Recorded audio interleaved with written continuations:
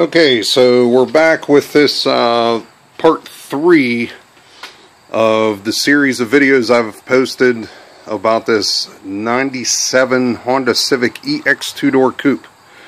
It was purchased off of Carnation Auto Group, which is a used car lot in North Benton, Ohio, which is just outside of Youngstown.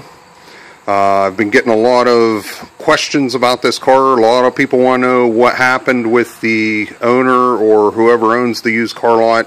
A lot of people are asking me if the guy made the problem corrected, like if he helped meet me halfway or helped make the problem right or anything of that nature.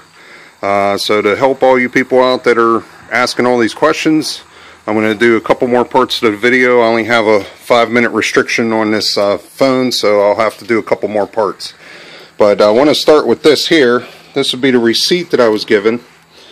And as you can see, there's their name and address, phone number, the date, the time, 97 Honda Civic Green, purchase price.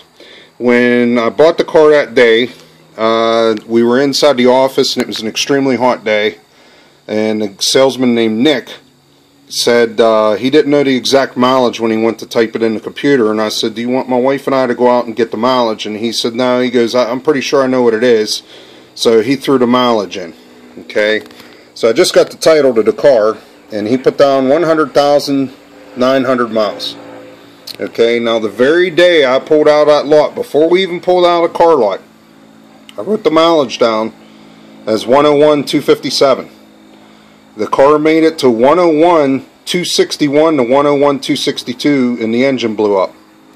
So you explain to me that that isn't shady, trying to add mileage to the car through guessing on the paperwork. Okay, so now to continue with the story and answer some of the questions that have been asked.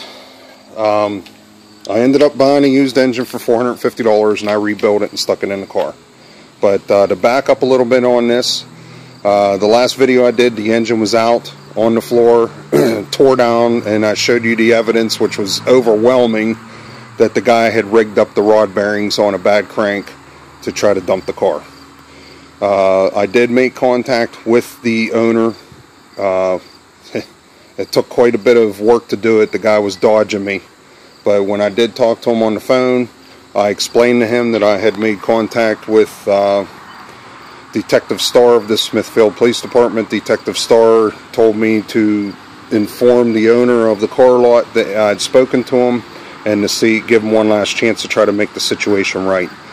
The owner of the car lot, or he claimed to be the owner over the phone, the way he was talking and acting, I almost find it hard to believe anybody would be like that who owns any business, but regardless, the owner of the car lot said if he had $1 for every single time somebody told him they were going to the authorities, he would no longer have to have a car lot that he could retire.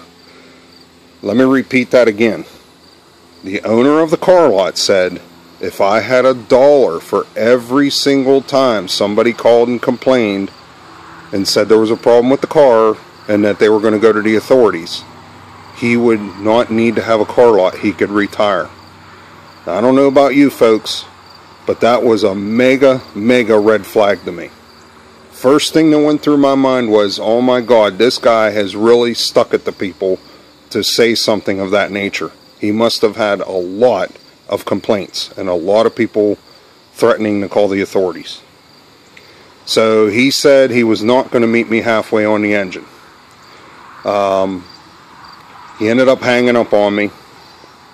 So supposedly, according to Nick, because I was communicating back and forth with Nick, and Nick claims, Nick's the sick car salesman, Nick claims that this guy was on some sort of an elaborate vacation, and that's why he was being nasty with me. Nick asked me to be patient, give the guy a couple days till he got back, which ended up being a little bit over a week before I heard from him again.